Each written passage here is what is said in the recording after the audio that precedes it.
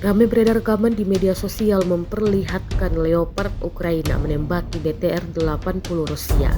Namun, BTR-80 tersebut dikatakan Rusia telah ringsek alias rusak. Beberapa pasukan Rusia juga berada di sekitar BTR. Rekamannya beredar di Telegram pada Jumat 25 Oktober 2024.